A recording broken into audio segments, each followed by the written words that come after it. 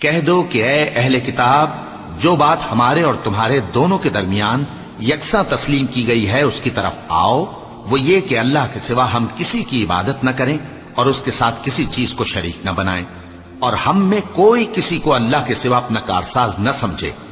پھر اگر یہ لوگ اس بات کو نہ مانیں تو ان سے کہہ دو کہ تم گواہ رہو کہ ہم اللہ کے فرما بردار ہیں۔ اے اہل کتاب، تم ابراہیم کے بارے میں کیوں جھگڑتے ہو؟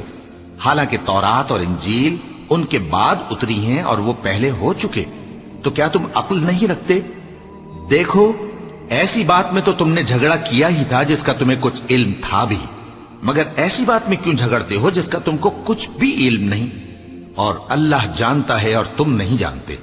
ابراہیم نہ تو یہودی تھے اور نہ عیسائی، بلکہ سب سے بے تعلق ہو کر ایک اللہ کے ہو رہے تھے، اور اسی کے فرما بردار تھے اور مشرکوں میں نہ تھے۔ ابراہیم سے زیادہ قرب رکھنے والے تو وہ لوگ ہیں جو ان کی پیروی کرتے رہے، اور یہ پیغمبر آخر الزماں صلی اللہ علیہ وآلہ وسلم اور وہ لوگ جو ایمان لائے ہیں، اور اللہ مومنوں کا کارساز ہے۔ اے اہل اسلام، بعض اہل کتاب اس بات کی خواہش رکھتے ہیں کہ کسی طرح تم کو گمراہ کر دیں، حالانکہ یہ تم کو کیا گمراہ کریں گے، اپنے آپ کو ہی گمراہ کر رہے ہیں اور نہیں جانتے۔ اے اہل کتاب، تم اللہ کی آیتوں سے کیوں انکار کرتے ہو اور تم تورات کو مانتے تو ہو؟ اے اہل کتاب، تم سچ کو جھوٹ کے ساتھ خلط ملط کیوں کرتے ہو اور حق کو کیوں چھپاتے ہو جبکہ تم جانتے بھی ہو؟ اور اہل کتاب کا ایک گروہ اپنے آدمیوں سے کہتا ہے کہ جو کتاب مومنوں پر نازل ہوئی ہے اس پر دن کے شروع میں تو ایمان لے آیا کرو اور اس کے آخر میں انکار کر دیا کرو، تاکہ وہ اسلام سے برگشتہ ہو جائیں، اور اپنے دین کے پیروں کے سوا کسی اور کی بات کا یقین نہ کر لینا۔ اے پیغمبر، کہہ دو کہ ہدایت تو اللہ ہی کی ہدایت ہے۔ وہ یہ بھی کہتے ہیں، یہ بھی نہ ماننا کہ جو چیز تم کو ملی ہے ویسی کسی اور کو بھی مل سکتی ہے، ورنہ وہ تم پر تمہارے رب کے روبرو حجت قائم کر دیں گے۔ اے پیغمبر، کہہ دو کہ بزرگی اللہ ہی کے ہاتھ میں ہے، وہ جسے چاہتا ہے دیتا ہے، اور اللہ کشائش والا ہے، علم والا ہے۔ وہ اپنی رحمت سے جس کو چاہتا ہے خاص کر لیتا ہے، اور اللہ بڑے فضل کا مالک ہے۔ اور اہل کتاب میں سے کوئی تو ایسا ہے کہ اگر تم اس کے پاس دیناروں کا ڈھیر امانت رکھ دو تو تم کو فوراً واپس دے دے، اور کوئی اس طرح کا ہے کہ اگر اس کے پاس 1 دینار بھی امانت رکھو تو جب تک اس کے سر پر ہر وقت کھڑے نہ رہو تمہیں دے ہی نہیں۔ یہ اس لیے کہ وہ کہتے ہیں کہ امیوں کے بارے میں ہم سے مواخذہ نہیں ہوگا۔ یہ اللہ پر محض جھوٹ بولتے ہیں اور اس بات کو جانتے بھی ہیں۔ ہاں، کیوں نہیں؟ جو شخص اپنے اقرار کو پورا کرے اور پرہیزگار بنا رہے تو اللہ بھی پرہیزگاروں کو دوست رکھتا ہے۔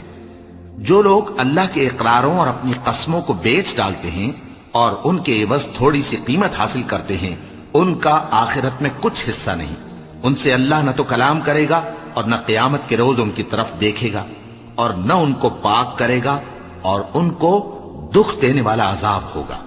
اور ان اہل کتاب میں بعض ایسے ہیں کہ کتاب یعنی تورات کو زبان مروڑ مروڑ کر پڑھتے ہیں تاکہ تم سمجھو کہ جو کچھ وہ پڑھتے ہیں کتاب میں سے ہے، حالانکہ وہ کتاب میں سے نہیں ہوتا، اور کہتے ہیں کہ وہ اللہ کی طرف سے نازل ہوا ہے، حالانکہ وہ اللہ کی طرف سے نہیں ہوتا، اور اللہ پر جھوٹ بولتے ہیں اور یہ بات جانتے بھی ہیں۔ کسی آدمی کو شایع نہیں کہ اللہ اسے کتاب اور حکومت اور نبوت عطا فرمائے، پھر وہ لوگوں سے کہے کہ اللہ کو چھوڑ کر میرے بندے ہو جاؤ، بلکہ اس کو یہ کہنا چاہیے کہ اے اہل کتاب، تم ربانی ہو جاؤ، کیونکہ تم کتاب کی تعلیم بھی دیتے ہو اور کیونکہ پڑھتے پڑھاتے رہتے ہو۔ اور اس کو یہ بھی نہیں کہنا چاہیے کہ تم فرشتوں اور پیغمبروں کو معبود بنا لو۔ بھلا جب تم مسلمان ہو چکے تو کیا وہ تمہیں کافر ہونے کو کہے گا؟ اور جب اللہ نے پیغمبروں سے عہد لیا کہ جب میں تم کو کتاب اور دانائی عطا کروں پھر تمہارے پاس کوئی پیغمبر آئے جو تمہاری کتاب کی تصدیق کرے تو تمہیں ضرور اس پر ایمان لانا ہوگا اور ضرور اس کی مدد کرنی ہوگی۔ اور عہد لینے کے بعد پوچھا کہ بھلا تم نے اقرار کیا اور اس اقرار پر میرا ذمہ لیا، یعنی مجھے ضامن ٹھہرایا؟ انہوں نے کہا ہاں، ہم نے اقرار کیا۔ فرمایا کہ تم اس عہد و پیمان کے گواہ رہو اور میں بھی تمہارے ساتھ گواہ ہوں۔ اب جو لوگ اس کے بعد پھر جائیں تو وہی بد کردار ہیں۔